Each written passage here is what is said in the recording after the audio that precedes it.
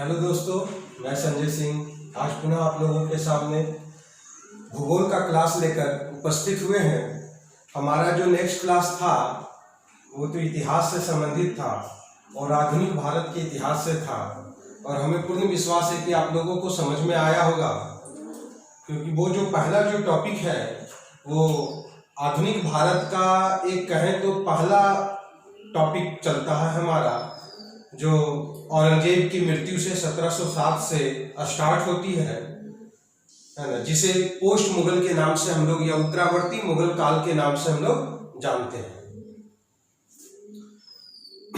तो देखिए, आज का जो हमारा क्लास होगा वो भूगोल से संबंधित क्लास होगा। पहले मैंने 2 क्लास आपको हिस्ट्री का दिया था और ये जो तीसरा क्लास जो है वो भूगोल से संबंधित क्लास है और आने वाले जो फिर 2 क्लास होंगे वो फिर मैं आपको हिस्ट्री का दूंगा।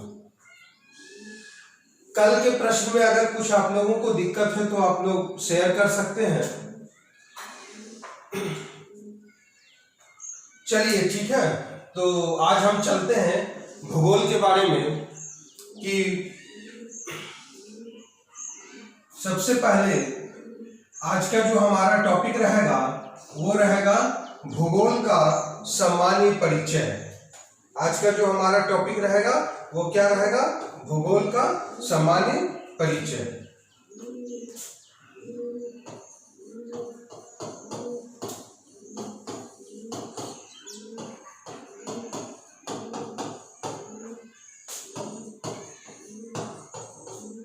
ये टॉपिक है हमारा भूगोल का सामान्य परिचय और इस भूगोल के सामान्य परिचय में हम लोग आज जो ज्यादा से ज्यादा अध्ययन करेंगे वो भारत के बारे में अध्ययन करेंगे, समझिए। तो आइए हम लोग चलते हैं भारत के बारे में बात करें।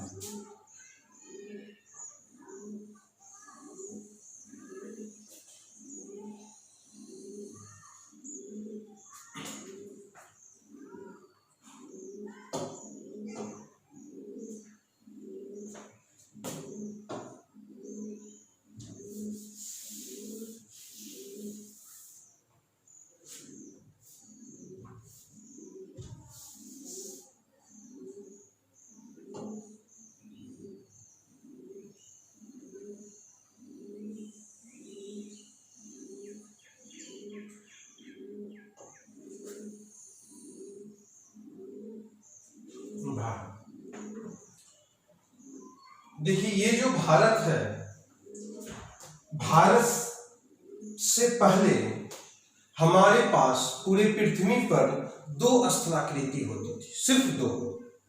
पहला क्या था? पहला जो स्थलाकृति था उसको हम लोग पेंजिया नाम दिए और दूसरा नाम जो हम लोगों ने दिया था वो पैंथालासा था। पहले क्या था? पेंजिया था और दूसरा क्या था? पैंथालासा था। पैंथालासा जो कहलाता है वो जल को इंडिकेट करता है, जल या महासागर हम इसको कह सकते हैं। आज के जो महासागर हैं वो पहले क्या थे? पैंथालासा थे। आज के जो महाद्वीप है वो पहले क्या थे? पेंजिया थे, महाद्वीप। तो याद रखिएगा, महाद्वीप अगर पूछ दे आपसे कि महाद्वीप का पुराना नाम क्या है, Pangaea, Panthalassa, Angara land, Gondwana land, तो आंसर क्या दीजिएगा आप लोग? पेंजिया दीजिएगा। याद रखेंगे, महाद्वीप का जो आज जो वर्तमान में जो हमें महाद्वीप दिखाई दे रहा है उसका पुराना नाम क्या है? तो पेंजिया है। और ये जो पेंजिया है इसका जो नामकरण किया गया था, पेंजिया का नामकरण किसने किया था? तो यहीं पर मैं लिख दे रहा हूं, वेगनर ने। वेगनर, और वेगनर कहां का रहने वाला था? तो वेगनर जर्मनी का रहने वाला था। जब ये पेंजिया टूटा, पहले पेंजिया आया, देखिए यहां पेंजिया है, ये पेंजिया। अब ये टूटेगा, टूटा, ठीक है। टूटने के बाद ये जो पेंजिया था वो दो भागों में बटा। पहला जो पार्ट बना वो अंगारा लैंड बना, अंगारा लैंड, और दूसरा जो पार्ट बना वो क्या बनेगा, गोंडवाना लैंड। ठीक है, पेंजिया था, पेंजिया हमारा टूटा और ये क्या बन गया, अंगारा लैंड और गोंडवाना लैंड। और फिर यही जो गोंडवाना लैंड था, जब ये टूटेगा, जब ये टूटेगा तो इससे क्या बनेगा, तो इससे आपका बनेगा भारत, इससे आपका बनेगा ऑस्ट्रेलिया, इससे आपका बनेगा मेडागास्कर, मेडागास्कर, गास्कर, इंडोनेशिया, इंडोनेशिया। ठीक है, अफ्रीका का दक्षिणी पार्ट, अफ्रीका का दक्षिण का भाग, दक्षिण अमेरिका, दक्षिण अमेरिका है ना, और अन्य छोटे छोटे द्वीप भी बने। मोटा मोटी हम लोग अध्ययन कर लेंगे कि जो गोंडवाना लैंड था, जो गोंडवाना लैंड टूटा, वो उससे क्या बना, हमारा भारत बना, उससे हमारा ऑस्ट्रेलिया बना, उससे हमारा मेडागास्कर बना, उससे हमारा इंडोनेशिया बना, उससे हमारा अफ्रीका बना, उससे हमारा दक्षिण अमेरिका बना, है ना। तो इस तरह से आप देखेंगे कि गोंडवाना लैंड के विखंडन से इतने इतने जो महाद्वीप है या कुछ देश हैं, ये सब बने हैं। और इन्हीं महाद्वीपों या देशों में भारत भी हमारा एक क्या है, पार्ट है। किसका पार्ट है, किसका भाग है, तो बोलिएगा गोंडवाना लैंड का पार्ट है, याद रखेंगे आप लोग। ठीक है, और अंगारा लैंड से भी बने हैं, तो अंगारा लैंड से बना आपका देखेंगे उत्तरी अमेरिका, उत्तरी अमेरिका, उत्तरी अमेरिका, यूरोप, रसिया, रूस, है ना, उत्तर ग्रीनलैंड, ग्रीनलैंड, आइसलैंड, ये सब आपका अंगारा लैंड का ही पार्ट है हमारा। तो यहां से 2-3 प्रश्न आपके निकल जा रहे हैं। भारत का परिचय आज मैं पढ़ाने जा रहा हूं और इससे संबंधित कुछ मैंने आपको बता दिया कि पेंजिया जो था, पेंजिया जब टूटा तो वह गोंडवाना लैंड और अंगारा लैंड बना, और गोंडवाना लैंड और अंगारा लैंड के टूटने से वर्तमान में जितने भी महाद्वीप हैं, 7 महाद्वीप हैं, वो 7 महाद्वीपों का निर्माण हुआ है। आप लोगों से एक हमारा प्रश्न रहेगा कि वर्तमान में अभी हाल फिलहाल ही एक नया महाद्वीप खोजा गया है ना, जो अब हमारा 8वां महाद्वीप हो जाएगा। तो उस 8वां महाद्वीप का नाम क्या है, आप लोग खोज कर लाएंगे। अगर नहीं मिलेगा तो ज्यादा परेशानी होने की आवश्यकता नहीं है, मैं आपको बता दूंगा। तो आज हम लोग इसी भारत पर चर्चा करने वाले हैं। आप लोग नोट डाउन भी कर सकते हैं, उतार भी सकते हैं इसे।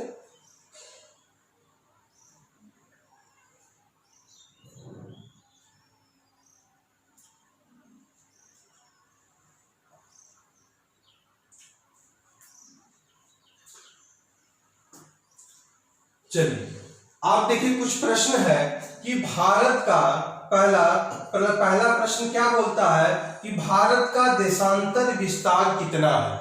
ठीक है, इस प्रश्न को आप लोग देख लीजिए। 68 डिग्री 7 मिनट पूरब से 97 डिग्री 25 मिनट पूरब, 68 डिग्री 5 मिनट पूरब से 97 डिग्री 50 मिनट पूरब, 68 डिग्री 7 मिनट पूरब से 97 डिग्री पूरब, 68 डिग्री पूरब से 97 डिग्री पूरब। अब देखिए यहां से एक बात तो याद है, अगर आपसे कोई पूछ दे, आपसे अगर कोई पूछ दे कि भारत किस गोलार्ध में आता है, मैप बना लीजिए पहले।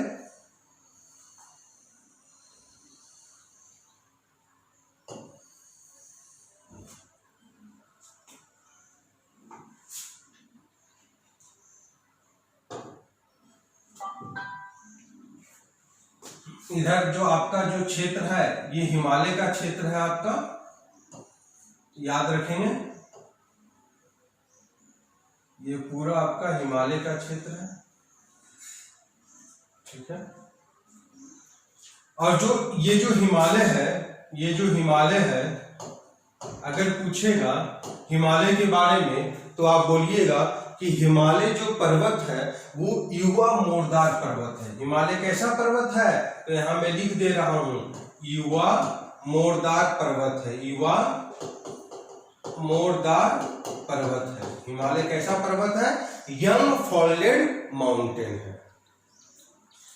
अब देखिए कोई भी देश है तो देश के बारे में सबसे पहले उसका हमें अक्षांशीय और देशांतरीय विस्तार का जानकारी रखना पड़ेगा कि अगर भारत है तो भारत का अक्षांशीय विस्तार कितना है और देशांतरीय विस्तार कितना है। तो यहां से आप देखेंगे कि यहां से आपका एक देशांतर का प्रश्न आ रहा है कि देशांतर जो है वो क्या है, देशांतर क्या है, इस पर भी हम लोग चर्चा करेंगे।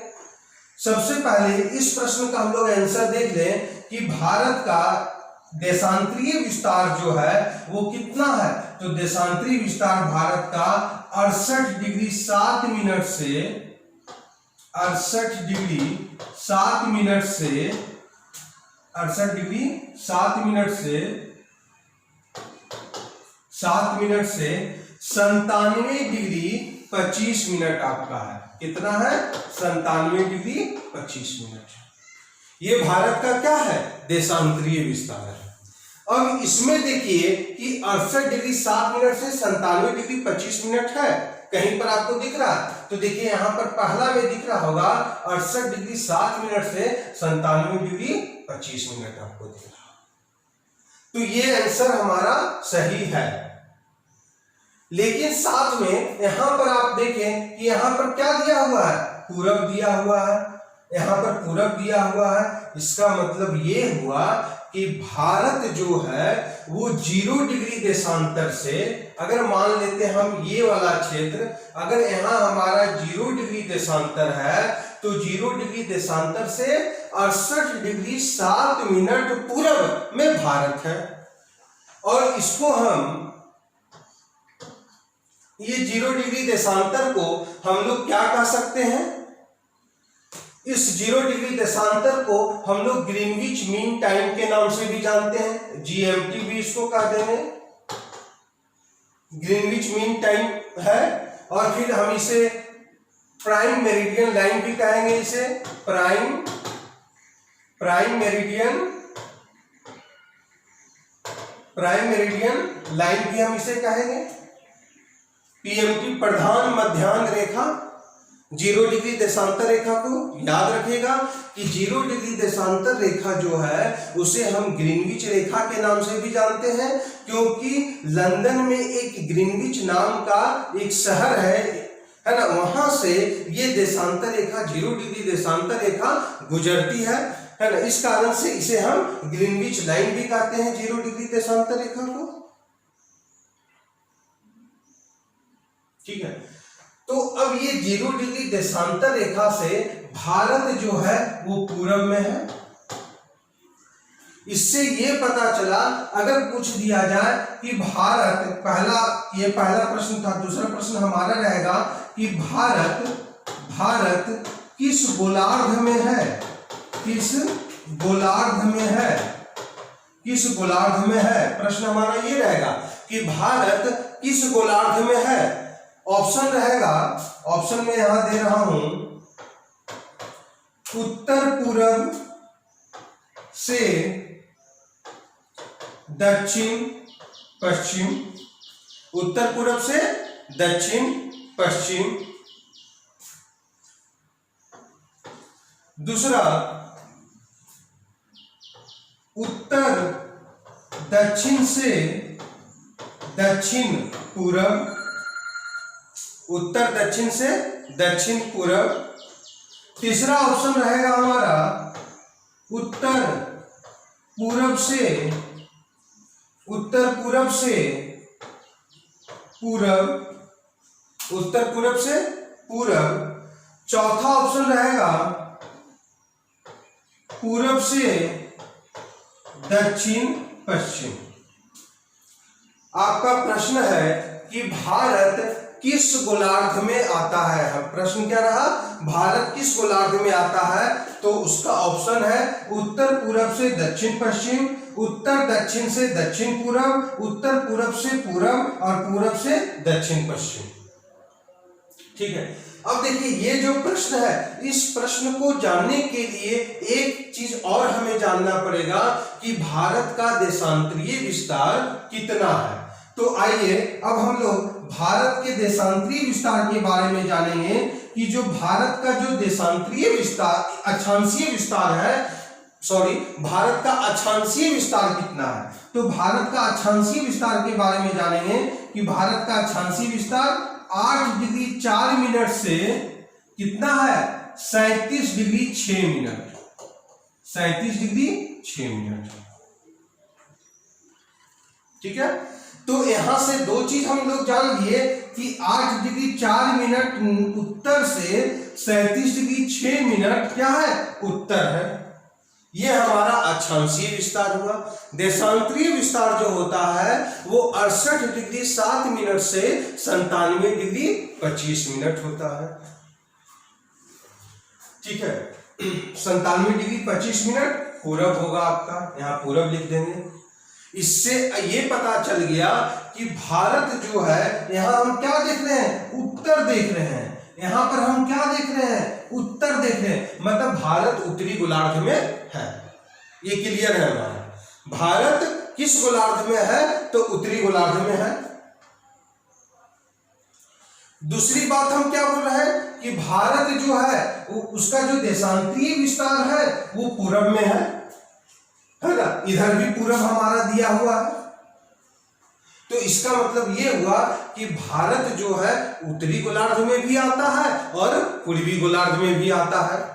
इससे हमारा क्लियर हो गया कि भारत किस गोलार्ध में आएगा। तब आप आंसर क्या दीजिएगा कि भारत उत्तरी और पूर्वी दोनों गोलार्ध में आपका भारत आता है। तो इसका जो आंसर होगा वो सी होगा, क्योंकि यहां भी उत्तर दिया हुआ है, यहां भी पूरब दिया हुआ है, यहां भी पूरब दिया हुआ है। समझ गए बात को, उत्तर भी पूरब। अब देखिए कहीं कहीं आपका दक्षिण दिया गया है, इसका मतलब ये आंसर नहीं होगा, दक्षिण नहीं होगा। क्लियर हो रहा है यहां से। फिर यहां पर देखिए दक्षिण है, यहां भी दक्षिण है, ये भी आंसर नहीं होगा। यहां उत्तर है, यहां पूरब है, यहां पूरब है, आंसर आपका यही होगा। क्लियर हो रहा है, यहां पूरब है, यहां दक्षिण पूरब है, ये भी आंसर आपका नहीं होगा। समझे बात को। हमारा सिर्फ एक प्रश्न था कि भारत का देशांतरीय विस्तार बताइए, और हम आपको कितना प्रश्न का सॉल्व करवाए हैं। देखिए सबसे पहले भारत का अक्षांशीय विस्तार मैंने आपको बताया 8 डिग्री 4 मिनट से 37 डिग्री 6 मिनट उत्तरी अक्षांश। फिर देशांतरीय विस्तार भारत का आइए 68 डिग्री 7 मिनट पूरब से 97 डिग्री 25 मिनट पूर्वी देशांतर। ये भारत का देशांतरीय विस्तार हो गया। एक तरफ हमें पूरब दिखाई दे रहा है, एक तरफ हमें उत्तर दिखाई दे रहा है। इससे हमें ये पता चल गया कि भारत जो है उत्तरी गोलार्ध में और पूर्वी गोलार्ध में है। 4 प्रश्न यहां से निकल गए हमारे, समझे। और एक चीज को आप लोग याद रखेंगे, क्योंकि ये जो 8 डिग्री 4 मिनट है ना, और 37 डिग्री 6 मिनट है, ये दोनों में आपका नॉर्थ होगा। इस चीज को हमेशा याद रखिएगा। और 8 डिग्री 4 मिनट से नीचे हमारा 0 डिग्री आएगा, तो 0 डिग्री से 1 2 3 4 8 की ओर चलेंगे।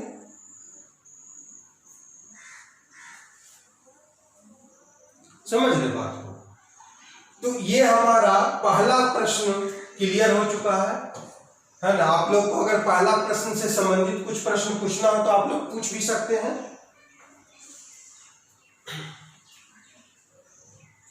एक प्रश्न हमने यहां भी आपको बता दिया था, जीएमटी 0 डिग्री देशांतर रेखा है ना, जिसको हम क्या कहते हैं, ग्रीनविच मीन टाइम, जीएमटी के नाम से भी, ग्रीनविच लाइन के नाम से भी हम लोग इसको जान सकते हैं, या फिर हम लोग इसको कह सकते हैं प्राइम मेरिडियन लाइन।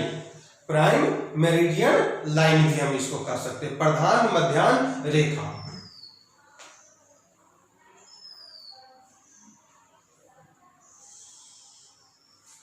आप मोटा मोटी याद रखिएगा अक्षांश क्या है और मोटा मोटी याद रखेंगे। इसमें फिर हम लोग अक्षांश और देशांतर का जब हम लोग वर्ल्ड ज्योग्राफी का क्लास लेंगे तो उस समय अक्षांश और देशांतर को विस्तृत रूप से पढ़ाया जाएगा। यहाँ पर भारत का है, भारत से संबंधित कुछ अक्षांश आ गया तो उसके बारे में भी जान लेना है। अक्षांश क्या है तो सिर्फ इतना याद रखिएगा, विषुवत रेखा से किसी भी स्थान की कोणीय दूरी अक्षांश कहलाता है। अक्षांश को हम लोग अक्षांश मतलब पड़ी लाइन, ये हो गया पड़ी लाइन, इसको हम अक्षांश कहें। जो पड़ गया वो अक्षांश हो गया।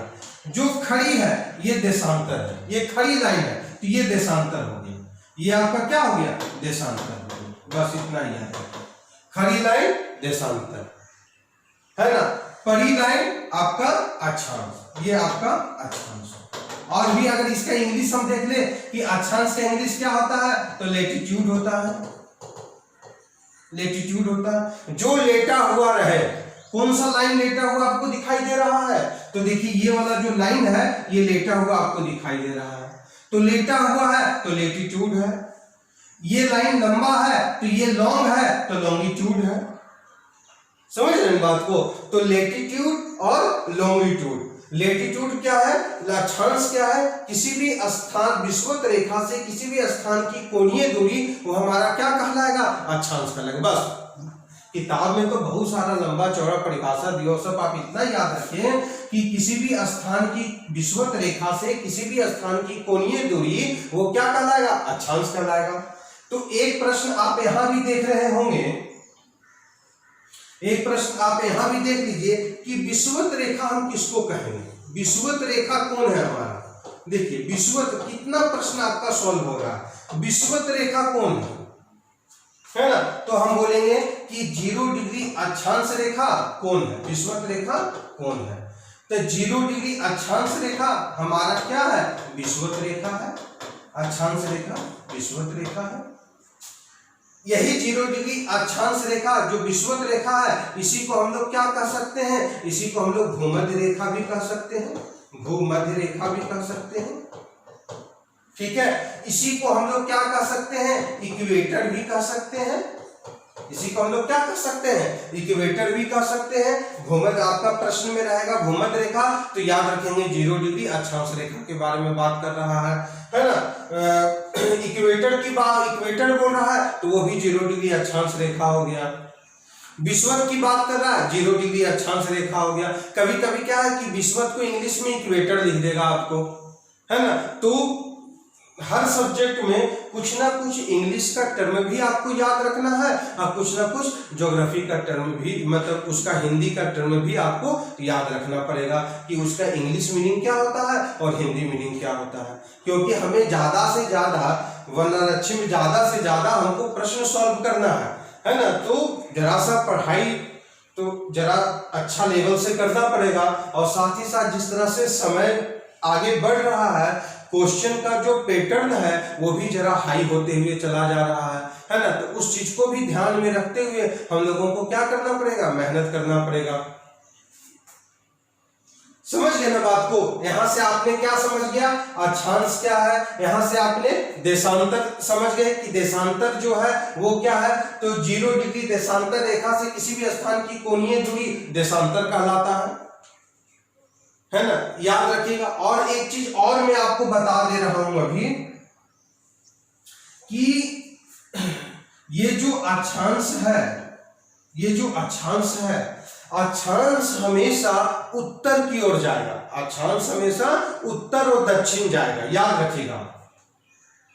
उत्तर दक्षिण, अक्षांश हमेशा उत्तर और दक्षिण जाएगा।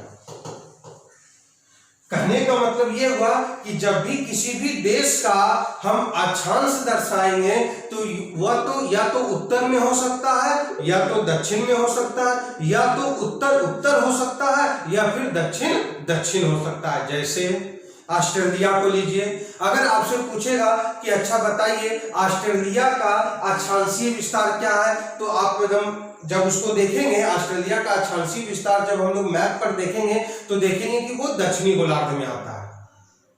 समझ गए ना। भारत जो है, भारत का अगर अक्षांशीय विस्तार देखेंगे तो भारत हमेशा उत्तरी गोलार्ध, अक्षांश हमेशा उत्तर दक्षिण खींचा जाएगा।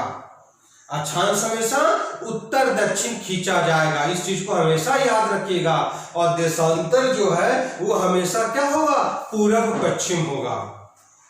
देशांतर हमारा क्या होगा, हमेशा पूर्व पश्चिम होगा। और अक्षांश हमेशा हमारा कैसा खींचा जाएगा, उत्तर दक्षिण खींचा जाएगा।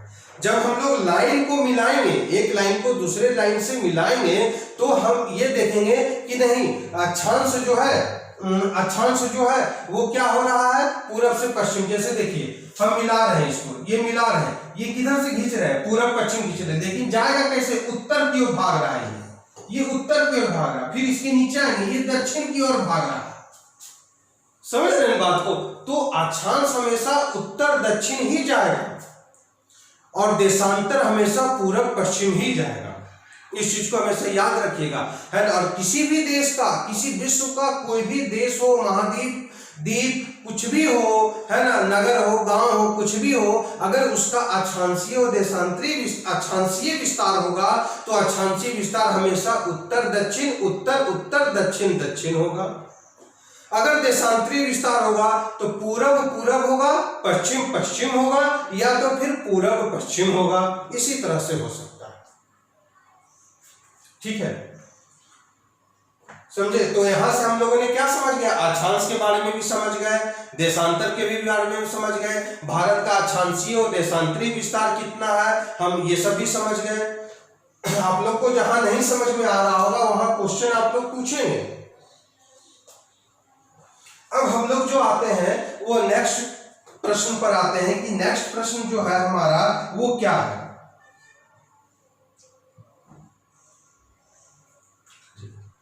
अब देखिए, अब प्रश्न क्या पूछ रहा है, प्रश्न पूछ रहा है कि भारतीय मानक समय ग्रीनविच मानक समय से 5.5 घंटा पीछे है। समझ रहे हैं बात को? क्या दिया हुआ है, 5.5 घंटा पीछे है। तो 5.5 घंटा पीछे है, तो उस चीज को आप लोग ध्यान में रखेंगे।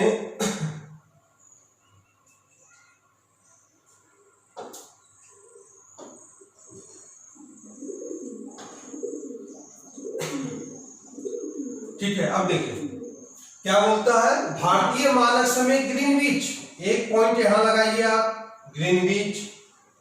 दूसरा बोलता है 5.5 घंटा, तीसरा बोलता है पीछे है। समझ रहे बात को? फिर क्या बात बोलता है कि हमारे देश में मुख्य भूमि का दक्षिणतम बिंदु वो 8 डिग्री 4 मिनट होगा। यहां पर याद रखेंगे 8 डिग्री 4 मिनट अक्षांश है। दक्षिणतम बिंदु कितना है, 8 डिग्री 4 मिनट हमारा अक्षांश है। अब इसमें बोलता है कि कौन सा कथन सही है, केवल एक सही है, केवल दो सही है, कि एक और दो दोनों सही है, उपरोक्त में से कोई नहीं है। आप लोग पहले बनाइए इसको, अभी हमने लेक्चर दिया, उस लेक्चर से भी आप लोगों को समझ में आया होगा, है ना। अब उस लेक्चर के आधार पर इस प्रश्न को सॉल्व करने का आप लोग पहले प्रयास करें। 1 मिनट का समय दे रहे हैं आप लोगों को, और प्रश्न में देखें कि क्या क्या बात कहता है, उस चीज पर भी ध्यान रखिएगा, तभी प्रश्न को सॉल्व कर पाइएगा। यहां बोल रहा है सही कथन क्या है, इसको ध्यान में रखना है।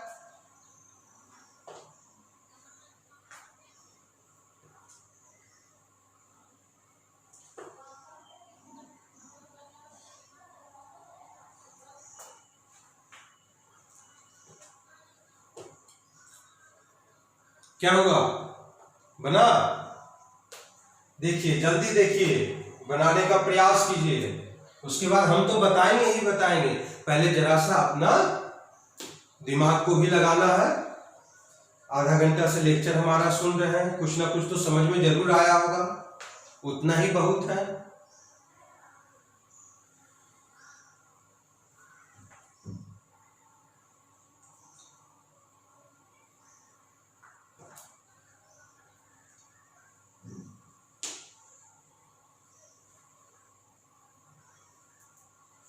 चलिए देखिए,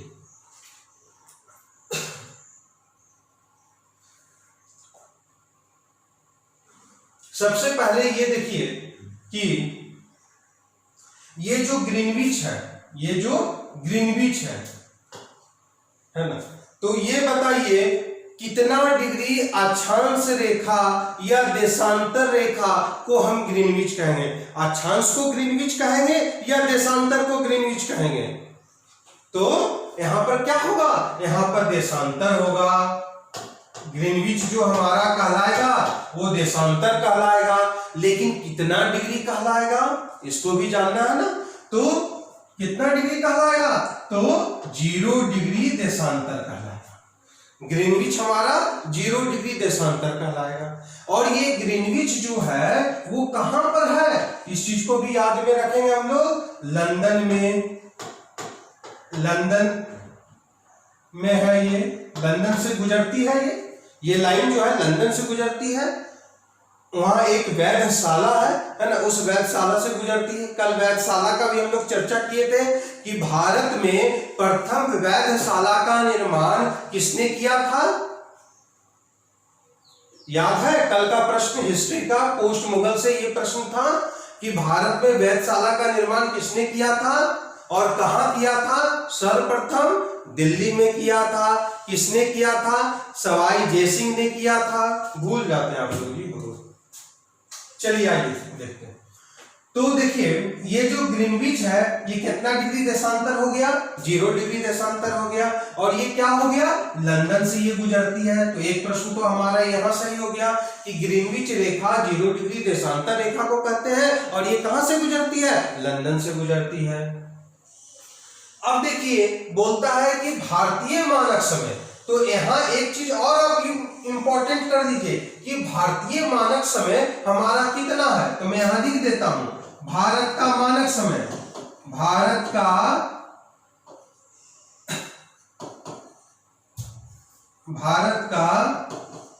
मानक समय IST, Indian standard time, IST, Indian standard time.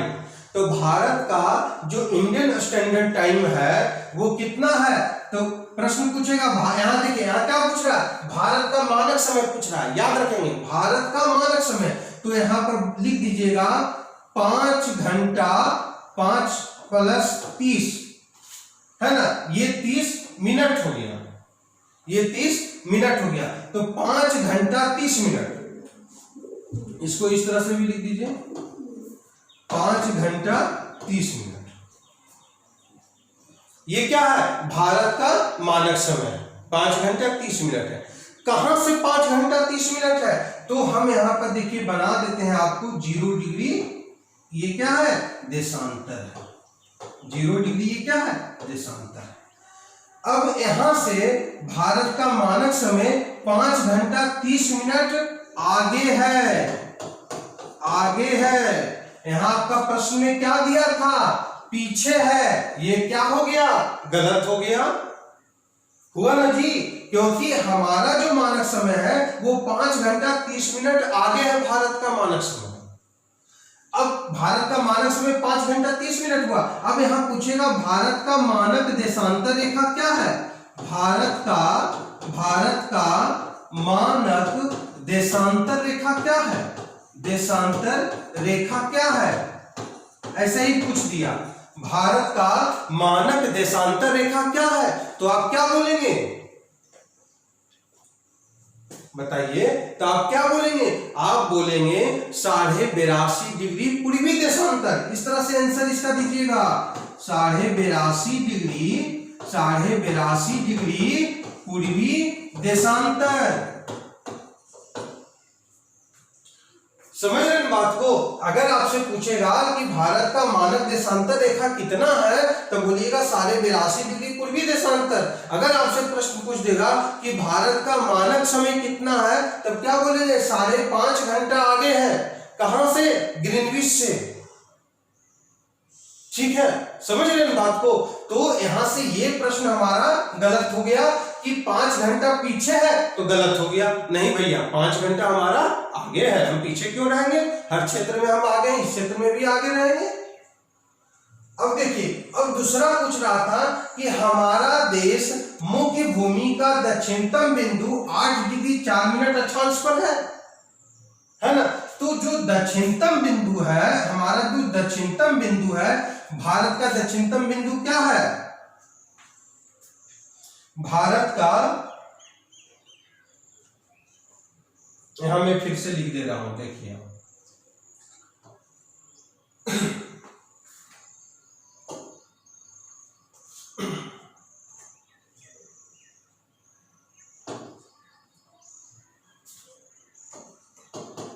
Bharat का मानक समय कितना है? 5 घंटा 30 मिनट। भारत का मानक देशांतर रेखा कितना है? 82.5 डिग्री ईस्ट पूरब है, 82.5 डिग्री पूरब है। ठीक है। हमारा जो ग्रीनविच लाइन है, ग्रीनविच लाइन ये 0 डिग्री देशांतर क्या है? ये ग्रीनविच है। और 82.5 डिग्री हमारा यहां पर है, इसको हम लोग लिख देते हैं 82.5 डिग्री पूरब में। इससे क्या है? इधर जा रहा, मतलब हम यहां प्लस आगे करेंगे। समझ रहे बात को? हमारा जो ये दूसरा पॉइंट का प्रश्न जो था कि भारत का दक्षिणतम बिंदु 8 डिग्री 4 मिनट अक्षांश है, तो भारत का दक्षिणतम बिंदु क्या है? तो यहां लिख दे रहे हैं हम, भारत का दक्षिणतम बिंदु क्या है? तो हम लोग क्या बोलेंगे? इंदिरा पॉइंट। इंदिरा पॉइंट बोलेंगे। कितना है इंदिरा पॉइंट? 6 डिग्री 45 मिनट है। इंदिरा पॉइंट कितना है? 6 डिग्री 45 मिनट है। और जो ये इंदिरा पॉइंट है, भारत का दक्षिणतम बिंदु इंदिरा पॉइंट है, ये कहां पर है? तो ये ग्रेट निकोबार में। याद रखिएगा, दक्षिणतम बिंदु भारत का जो है वो कहां पर है? तो ग्रेट निकोबार में है, और 6 डिग्री 45 मिनट है। अब देखिए यहां क्या बोल दिया कि भारत का दक्षिणतम बिंदु 8 डिग्री 4 मिनट अक्षांश पर स्थित है। तो ये भी गलत हो गया। पहले वाला तो गलत था ही, और दूसरा वाला भी गलत हो गया। हमारा क्वेश्चन क्या हो गया? दोनों गलत हो गया। तब इसका आंसर क्या होगा? उपरोक्त में से कोई नहीं। यही हमारा आंसर होगा कि इसके दोनों प्रश्न जो हैं वो गलत हैं, लेकिन मैंने दोनों प्रश्न का आपको आंसर बता दिया, और उससे संबंधित और क्या आंसर बनने वाला था और क्या क्या प्रश्न बनने वाला था मैंने वो भी आपको बता दिया, है ना। एकदम कान को खोल के रखिए, सुनने का, लिसनिंग पावर को हमेशा मजबूत बना के रखिए, है ना, तभी आप सफल कर पाएंगे, सफल हो पाएंगे। लिसनिंग प्लस राइटिंग, ये 2 चीज होना बहुत जरूरी है। तो यहां से हमारा क्या क्या क्लियर हो जा रहा है? फिर से मैं एक बार रिवीजन करवा दे रहा हूं आपको, देख लीजिए। भारत का मानक समय हमारा कितना है? 5.5 घंटा आगे है। अब देखिएगा, जैसे मान लीजिए कि अगर दूसरा प्रश्न वो आएगा, है ना, फिर इसका है मानक, भारत का मानक देशांतर रेखा कितना है? 82.5 डिग्री ईस्ट है। भारत का दक्षिणतम बिंदु इंदिरा पॉइंट है, कहां पर है? तो क्या बोलिएगा? ग्रेट निकोबार में है। और दक्षिणतम बिंदु का अक्षांश कितना है? 6 डिग्री 45 मिनट है। अभी तो आप सर बोल रहे थे कि भारत का जो अक्षांशीय विस्तार है वो 8 डिग्री 4 मिनट है, फिर अभी आप बोल रहे हैं कि 6 डिग्री 45 मिनट है। तो मैं उस चीज को भी क्लियर कर देता हूं कि देखिए, ये जो हमारा जो भारत है ना, तो मुख्य स्थल खंड, भारत का एक मुख्य स्थल खंड होता है, तो ये जो मुख्य स्थल खंड है, तो मुख्य स्थल खंड हमारा 8 डिग्री 4 मिनट है। और इसी के बगल में बंगाल की खाड़ी है, और बंगाल की खाड़ी में हमारा क्या है? अंडमान निकोबार द्वीप समूह है। अंडमान निकोबार द्वीप समूह, निकोबार द्वीप है ना। तो निकोबार द्वीप भी भारत का ही पार्ट है, लेकिन वो तटीय क्षेत्र है, भारत का तटीय द्वीप है, द्वीप के रूप में वो जाना जाता है, लेकिन वो किसका पार्ट है? भारत का पार्ट है। तो भारत का जो वहां पर जो अक्षांश होगा वो 6 डिग्री 45 मिनट होगा। इसलिए हमने बोला कि भारत का जो दक्षिणतम बिंदु जो है वो 6 डिग्री 45 मिनट है। समझ रहे हैं बात को, क्लियर कर रहे हैं ना, है ना। और मुख्य स्थल खंड में भारत का जो अक्षांशीय विस्तार आएगा वो 8 डिग्री 4 मिनट आएगा। अब वो प्रश्न पर डिपेंड करेगा कि प्रश्न आपका कैसे पूछ रहा है। अगर प्रश्न पूछ रहा है कि भारत का अक्षांशीय विस्तार दीजिए और कहीं 8 डिग्री ना रहे और वहां पर क्या रहे 6 degree 45 minute, 5 degree, 7 degree, 9 degree, 12 degree, तो क्या कीजिएगा, फट से लगा दीजिएगा आंख बंद कर 6 डिग्री 45 मिनट। आंख बंद कर नहीं, आंख खोल कर, आंख बोलिएगा तो दूसरा रंग दीजिएगा। समझ रहे हैं बात को, तो आंख खोल कर रखना है और दिमाग को खुला हुआ एकदम रखना है कि नहीं। चलिए, तो यहां से तो क्लियर हो गया हमारा कि भारत का जो दक्षिणतम बिंदु था वो 6 डिग्री 45 मिनट था। अब यहीं से एक दो प्रश्न और भी निकल जा रहा है आपका कि भारत का उत्तरी बिंदु क्या है, भारत का दक्षिणी बिंदु क्या है, भारत का पूर्वी बिंदु क्या है, भारत का पश्चिमी बिंदु क्या है, यहीं से आ जाता है। तो इसको भी आप लोग एक जगह लिख देंगे, इसको मैं साफ कर दे रहा हूं।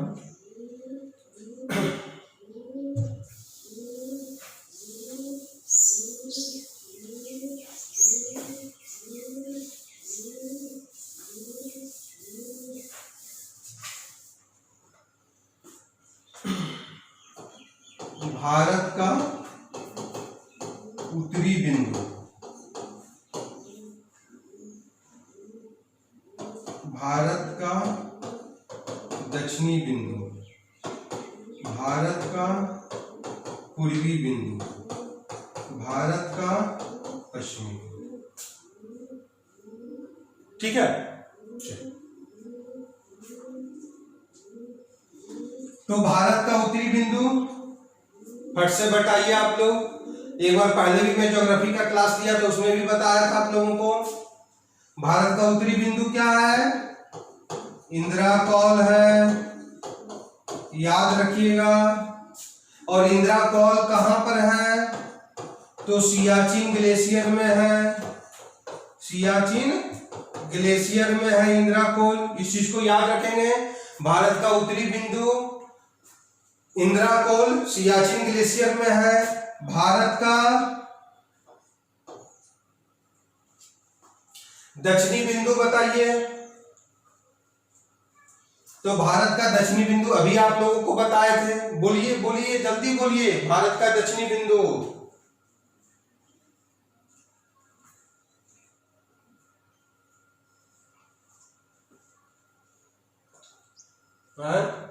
भारत का दक्षिणी बिंदु बताइए जल्दी से, अभी बता, हाँ सही बोले आप, क्या है, इंदिरा पॉइंट है, इंदिरा पॉइंट है, इंदिरा पॉइंट है, ठीक है। और ये इंदिरा पॉइंट कहां पर है, ग्रेट निकोबार में है, ग्रेट निकोबार में है।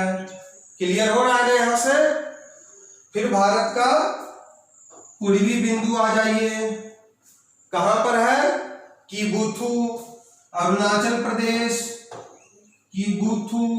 कभी कभी वालांगू भी दिया हुआ रहेगा, है ना, तो देख लीजिएगा ऑप्शन में किबुथु या वालांगू। अरुणाचल प्रदेश, अरुणाचल प्रदेश, है ना, याद रखेंगे आप। और फिर भारत का पश्चिमी बिंदु गौर माता कहां पर है, तो गुजरात में है। गौर माता कहां पर है, तो गुजरात में है। तो भारत का उत्तरी बिंदु इंदिरा कॉल, भारत का दक्षिणी बिंदु इंदिरा पॉइंट, भारत का पूर्वी बिंदु आपका किबुथु या वालांगू, और भारत का जो पश्चिमी बिंदु गौर माता गुजरात सरक्रीक के पास में है। ठीक है, तो इस प्रकार से हमारा ये भी प्रश्न, इसको भी राइट डाउन कर दीजिए आप लोग, लिख लें आप लोग, है ना, याद रहेगा ही, और लिख भी लीजिएगा तो अच्छा रहेगा। आइए अब चलते हम लोग नेक्स्ट टॉपिक पर। नेक्स्ट क्वेश्चन क्या है हम लोगों का,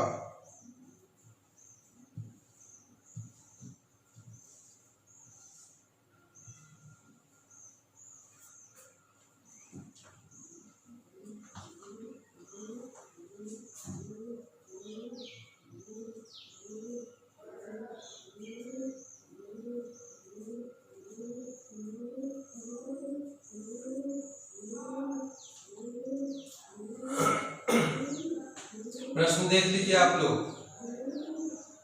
और इसमें बताएंगे भारत की सबसे पहले तट रेखा को अंडरलाइन करेंगे हम लोग। भारत का तट रेखा को हम लोग सबसे पहले अंडरलाइन करेंगे।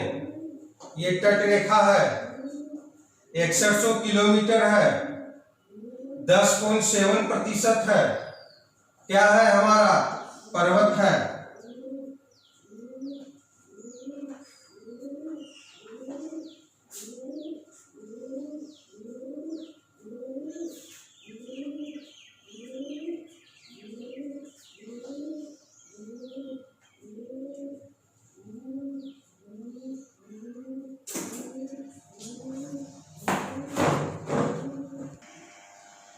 जरा मैं खेद प्रकट करना चाहता हूँ कि एकाएक इलेक्ट्रिसिटी चले जाने के कारण बिजली चली गई है और फिर इन्वर्टर से कनेक्शन नहीं हो पाया अच्छी तरह से। तो आज का जो क्लास है वो हम नेक्स्ट क्लास में आपको सोमवार को, जो मैंने आपको बोला था कि सोमवार को मैं हिस्ट्री का क्लास लूँगा, तो आज का जो आधा क्लास जो बचा हुआ है ज्योग्राफी का ही, मैं वो सोमवार को आपको ले लूँगा। जो प्रश्न है उसको आप लोग, पहले जो मैंने प्रश्न बताया उसको आप लोग ध्यान से पढ़ेंगे घर पर, है ना, उसको एनालिसिस करेंगे और राइट डाउन आप लोगों ने किया ही था, है ना, उसको ध्यान से आप लोग देखेंगे। ठीक है, थैंक यू, जय हिंद।